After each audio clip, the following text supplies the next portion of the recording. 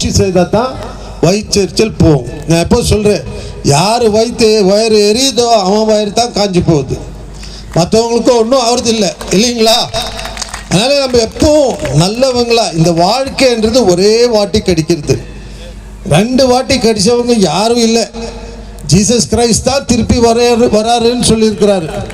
வேற யாரும் திருப்பி 2வது வாட்டி யாருக்கும் சான்ஸ் இல்லை, இருக்கா? ஆனால் நம்ம நல்லவங்களா வாழணும். ஆண்டவன் யாருக்கு என்ன தோணிக்குதோ அதை செய்துட்டு போகிறான், யாருக்கு என்ன தெரியுதோ அது செய்கிறாங்க. எனக்கு இங்கே தாஸ் பாஸ்டர் வந்து ப்ரீச் பண்ணுறாரு, நல்லவங்களாகுங்கன்ட்டு சொல்லிகிட்டே போயிட்டே இருக்கிறார். அவர் பாடுறாரு, சொல்கிறாரு, நீங்கள் கேட்குறீங்க, மறந்துட்டு போய்ட்டுருங்க. ஏதோ பிரயோஜனம் இருக்கா? நல்லவங்களா வாழறதுக்கு முயற்சி செய்யுங்க.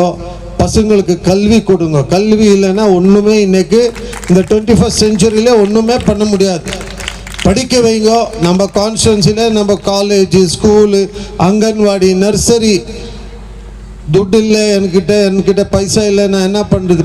காசே வேண்டாம், ஃப்ரீயாக எஜுகேஷன் கிடைக்கிறதுக்கு நம்ம கான்ஸ்டிட்யூன்சியில் எல்லா மாதிரியும் இது பண்ணி வச்சுருக்கிறோம். Up to college you will get education. So please study, educate your children. Only then, when we have knowledge, only then we can understand what is right, what is wrong. As long as we don't understand what is right and wrong, ஒன்றுமே பிரயோஜனம் இல்லை. நம்ம கான்ஸ்டிட்யூன்சியில் ஒரே கான்ஸ்டிட்யூன்சியில் தான் English, Tamil, Kannada, Hindi, எந்த பாஷை பேசினாலும் உங்களுக்கு தெரியுது, இல்லைங்களா? இங்கே நம்ம தங்கச்சி தமிழ்லையும் கன்னடா, இவர் கன்னடாவில் சொன்னால் அவரும் கன்னடாவில் சொல்கிறார், தமிழில் சொல்லிட்டு இது பண்ணிட்டு இருந்தாருன்னு பார்த்தேன் நான். ஆமாம் தெரியும் எனக்கு. பட் சாந்தி நகரில் எந்த பாஷை நீங்கள் பேசுனா நம்மளுக்கு எல்லாருக்கும் புரியுது, இல்லைங்களா? You can speak in English, Tamil, Kannada, Hindi, என்ன பேசுனாலும் நம்மளுக்கு புரியுது. பின்ன எதுக்கு அவ்வளோ கஷ்டப்படுறீங்க நீங்கள்? என்னம்மா?